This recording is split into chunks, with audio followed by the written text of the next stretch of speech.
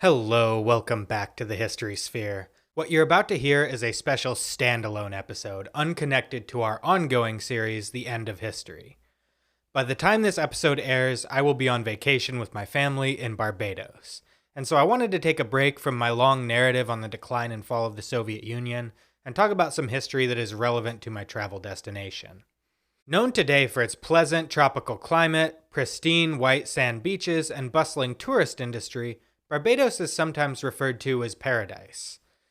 But it also has a much darker history, a history that I believe is very relevant to us today, and that is shared by many other islands in the Caribbean.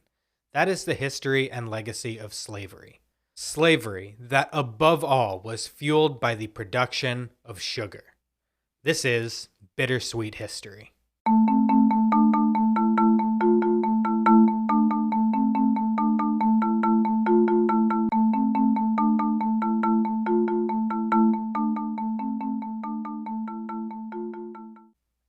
As I record this episode, I am looking at my notes on the screen of my Lenovo laptop computer.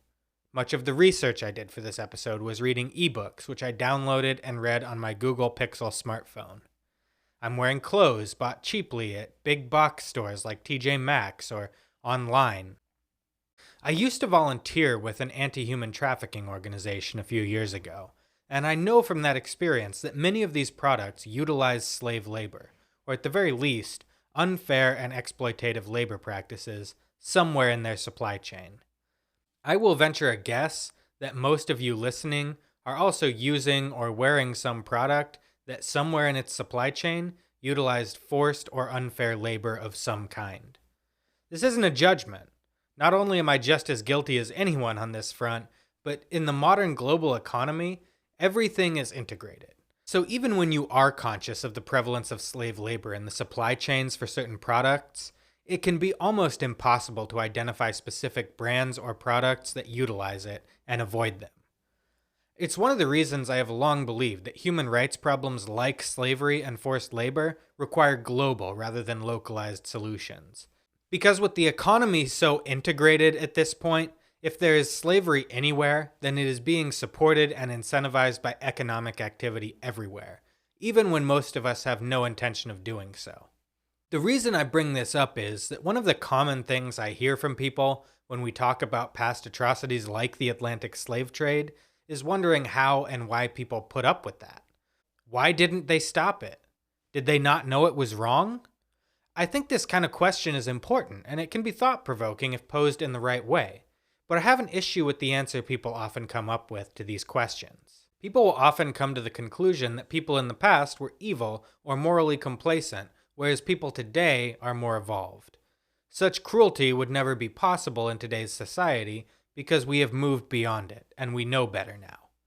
The truth is, we're not really any different from our ancestors. Our physiology is exactly the same, our brains work the same way, our thought processes are similar.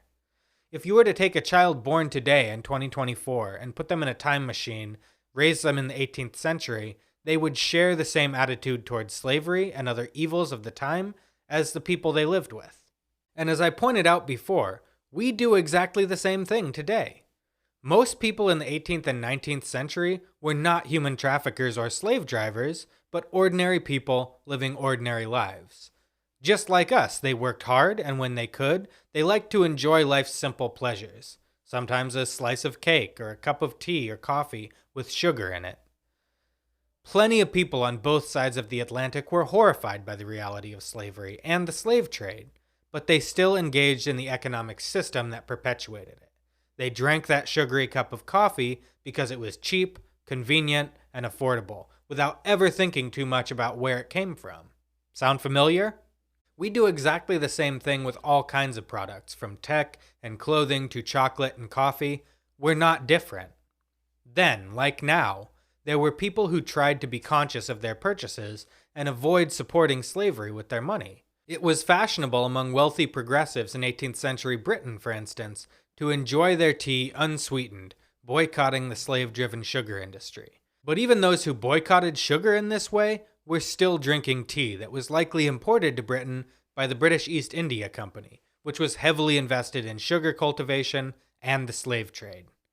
Even if one were to avoid tea altogether, a rare person in 18th century Britain, they likely had pots, pans, and other metal products in their home that were produced in the foundries of Bristol and Liverpool.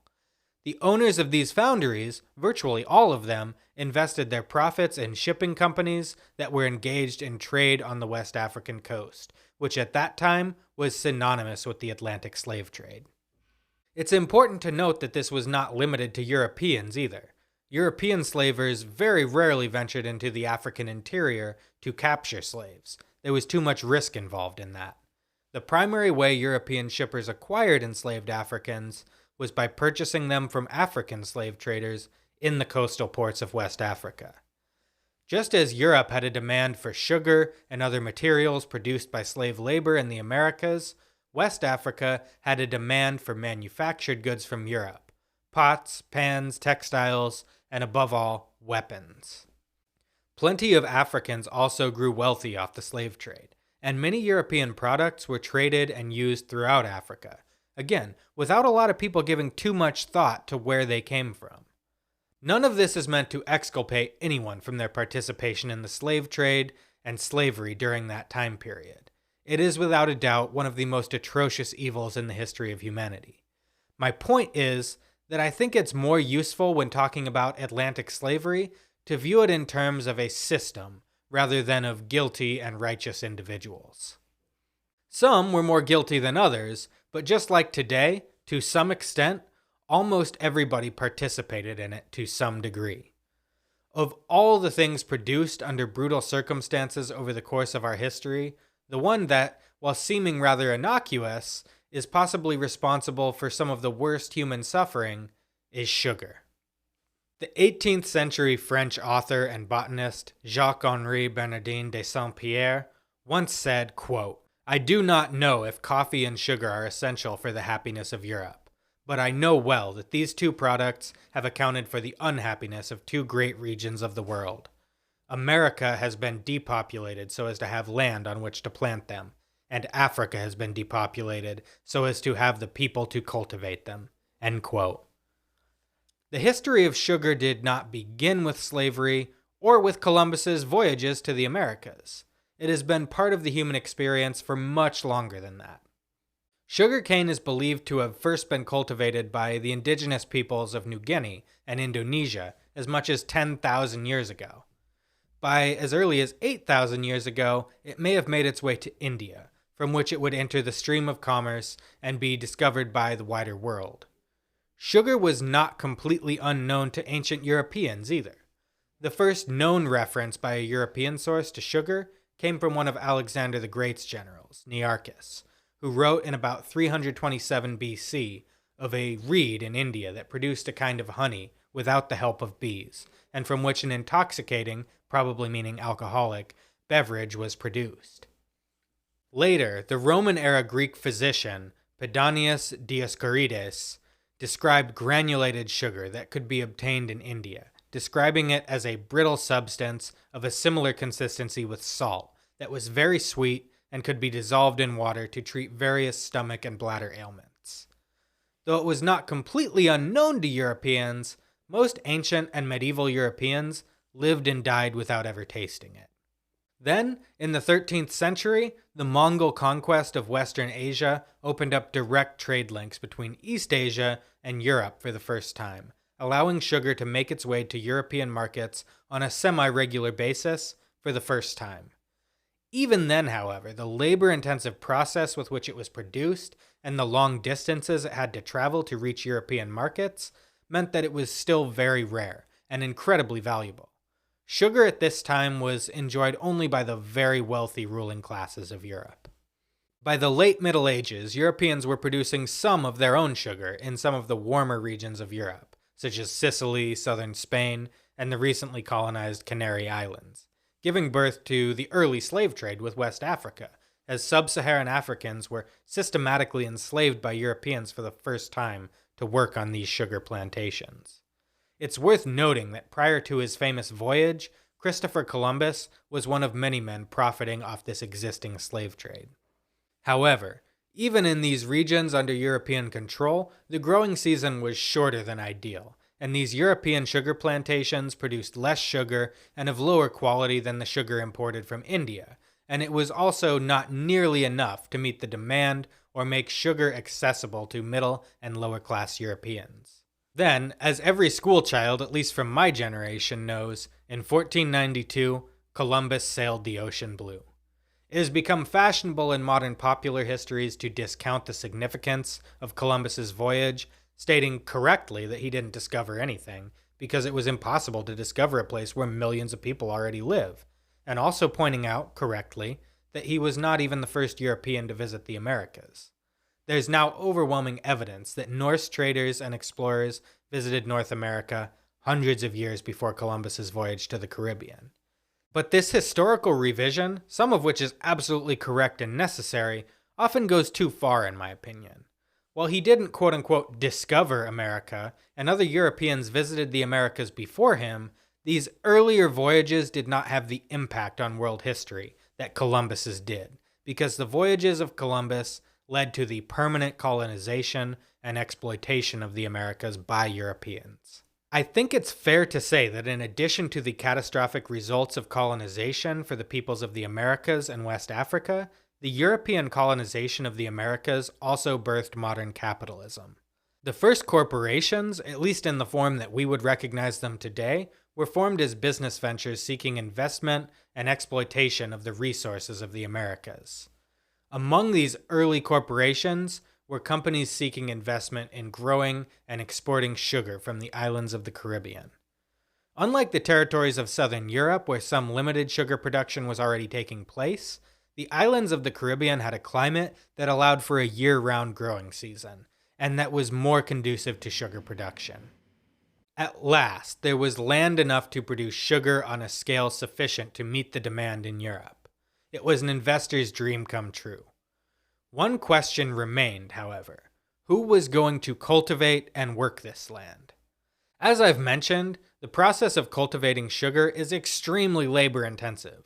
The land must be cleared and the cane planted, then the cane stalks are cut and pressed into juice, which must be boiled at very high temperatures to eventually produce the granulated sugar crystals, the slightly less refined brown sugar, as well as an important byproduct, molasses, which is the syrup left over that cannot be refined further, often sold as a sugar substitute to the poor who could not afford refined sugar, as well as being used in the manufacture of secondary products like rum. Not only was a lot of labor required in this process, but in order for that labor to be cost-effective, it had to be cheap. Even the poorest Europeans would be unwilling to leave their homes and travel to distant shores to cultivate it willingly when the pay being offered was often below a subsistence level. Sugar cultivators therefore turned to various methods of coercion to extract the necessary labor. First, they tried enslaving the indigenous population of the islands to work on the plantations, but this proved not to be cost-effective for several reasons. The Arawaks, Caribs, and Taínos, and other native Caribbean peoples, while they had a very sophisticated society and civilization, had no experience with large-scale industrial agriculture. Communication was often difficult, and it could be difficult for overseers to organize them into effective teams. These indigenous people also had little or no immunity to European diseases. This lack of immunity, combined with the backbreaking labor, meant that indigenous slaves had a notoriously short lifespan on sugar plantations. Many islands in the Caribbean, like the one where I currently sit, Barbados, were completely depopulated of their indigenous population by a combination of disease, slave raids by Europeans to forcibly bring them to other islands, and simply fleeing from the European onslaught, relocating to other islands or to the mainland. So the sugar cultivators tried different ways of bringing poor Europeans to the island as indentured servants to supplement the labor of indigenous slaves. Some came willingly, agreeing to perform unpaid labor for a period of years, after which they would be rewarded with freedom and a grant of 5 or 10 acres of land somewhere in the colony. Others were sentenced to a term of servitude as punishment for various crimes and shipped off to the Caribbean to serve their sentence. Still others, particularly the very poor, would sell their children into a term of indentured servitude in exchange for a one-time cash payment. In theory, these children were supposed to be quote-unquote apprenticed and taught a trade, but in practice they often ended up as field hands. However, these European laborers had downsides too. Though they had immunity to European diseases, they often fell victim to tropical diseases like malaria and yellow fever, dying before their term of service was up and their masters could recover their cost. The solution to all of the drawbacks of the previous two labor forces was found in the importation of enslaved Africans. West Africans had been in contact with Europeans for generations and already had immunity to European diseases. They also had immunity to many of the Caribbean tropical diseases, as the regions many of them came from in West Africa had the same or similar diseases. Though enslaved Africans on Caribbean sugar plantations still had horrifyingly short lifespans, their enslavers could generally count on them surviving at least long enough to recover their costs. Many of the enslaved West Africans brought to the Caribbean had been enslaved in Africa as war captives. This meant that they were soldiers, strong, fit, and capable of following complex orders and working in organized teams. The West African civilization they came from was also an old world civilization, where many of them had farmed, and they were already accustomed to large-scale agriculture. The use of these different forms of forced labor cannot be neatly divided into different historical periods, and all three had significant crossover with one another. All the European powers who colonized the Caribbean, mainly the Spanish, the British, the French, and the Dutch, utilized all three to some extent. And on a given Caribbean island, on a given sugar plantation, depending on when you visited, at various times you might find indentured Europeans working alongside enslaved indigenous and African workers. By about 1700, however, European indentured servitude and indigenous slavery had been almost universally supplanted by African slavery, for the reasons I just outlined. It was simply more efficient and economically viable. Now, as I mentioned before, many of these enslaved Africans were former soldiers. Due to the high demand for more and more slave labor on the plantations, in time, they grew to dramatically outnumber the white population on many islands in the Caribbean. The specter of a slave revolt was a constant fear among the white planters, who devised brutal slave codes to ensure that their slaves remained subjugated and unable to rise up against their masters. These slave codes differed with respect to their severity and brutality. Some, for instance, actually granted the enslaved some limited legal rights within the framework of the slave system.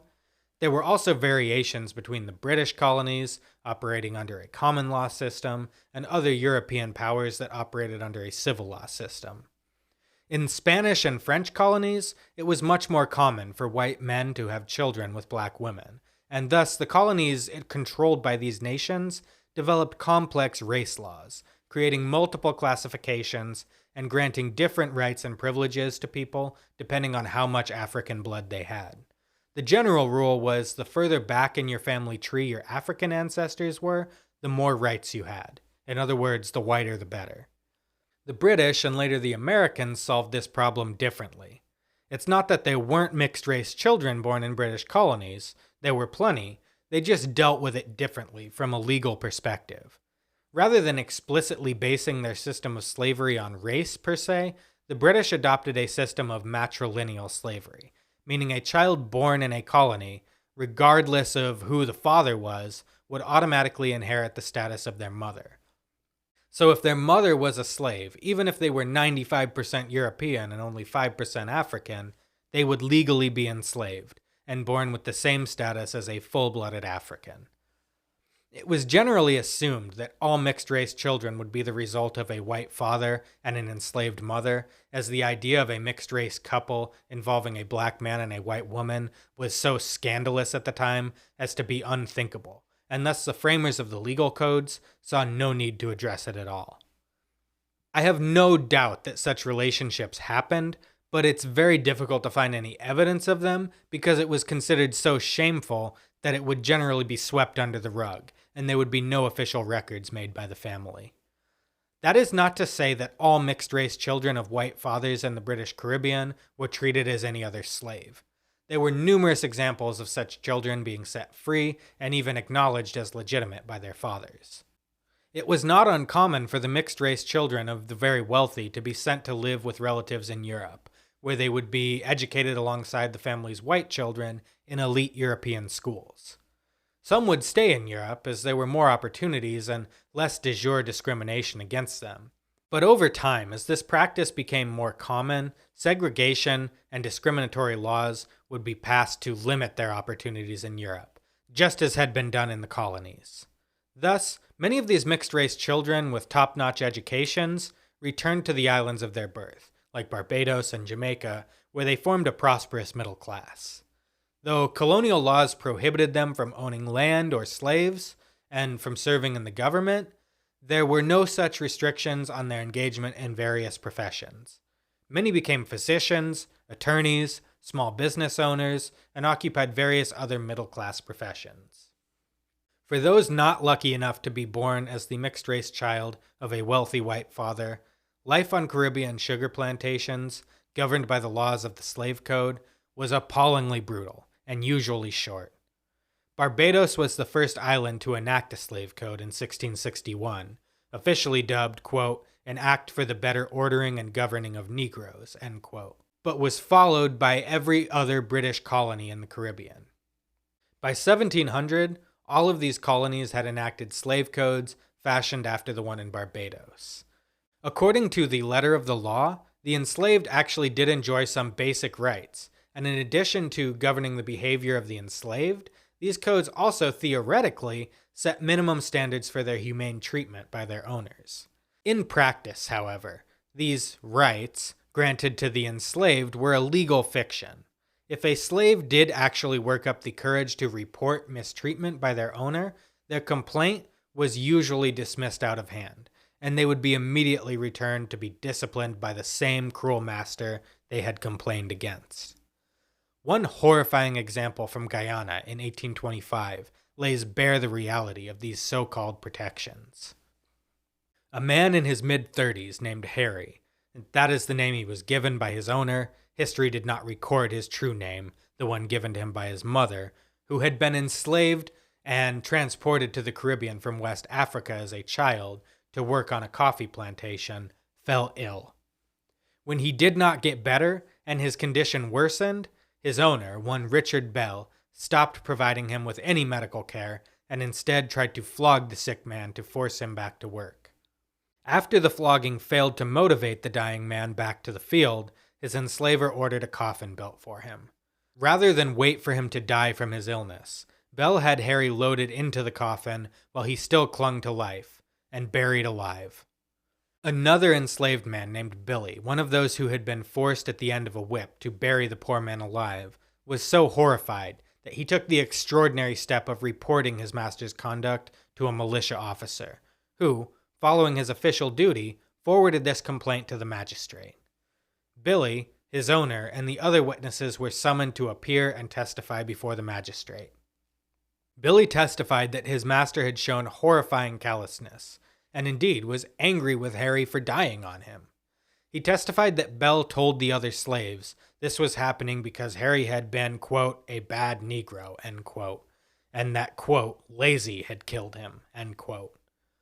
Bell took the stand and of course denied the allegations and described Billy as a, quote, a very lazy, idle Negro, end quote. The court ultimately made an official finding that Billy's testimony was credible, but since Harry had been dying anyway, the burial was not his immediate cause of death, and thus no crime had been committed by Bell. Billy was then turned over to Bell by the court, with the instruction that he could be punished at Bell's discretion for bringing a case without legal merit.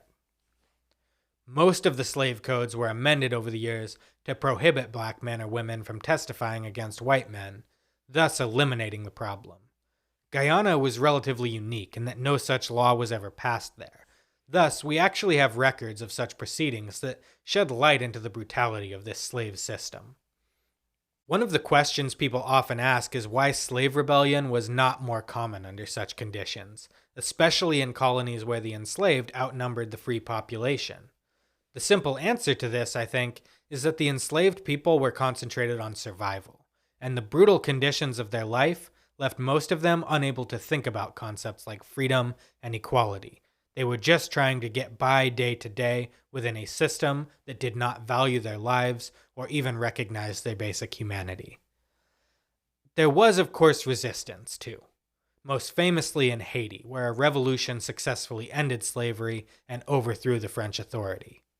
There were also instances like the Baptist War in Jamaica, which I talked about in my very first episode of this podcast, where the enslaved rose up en masse with less success. Slavery in the British Caribbean would eventually be gradually ended between 1834 and 1838. The Dutch islands would abolish the practice in 1863, just 2 years before it ended in the United States. And the Spanish colony of Cuba would be the last Caribbean island to abolish slavery in 1886. Though the workers were no longer property, even after emancipation, life on sugar plantations remained cheap, and in many cases, former slaves found the conditions of their life did not actually improve much. It was still a long road to racial equality, and eventually independence for most of these islands. Barbados became a fully independent commonwealth in 1966, though they retained Elizabeth II as a constitutional monarch until November 30th, 2021. The complicity of the British royal family in the slave trade played a huge role in shaping public opinion in favor of abolishing the monarchy. Even today, this beautiful tropical paradise, relatively prosperous compared to other Caribbean nations, remains haunted by the ghost of its past. That's everything for today. Thank you so much for listening. As always, a special thank you to my patrons and supporters who donate to the show through Patreon and Spotify. If you're not already a supporter but you would like to be, you can support the show by giving us a monthly donation on Spotify or Patreon.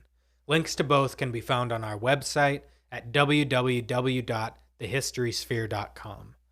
If you can't afford to donate right now, you can also support the show by subscribing and giving us a 5-star rating on whichever podcast platform you're listening on, and by following and engaging with us on social media.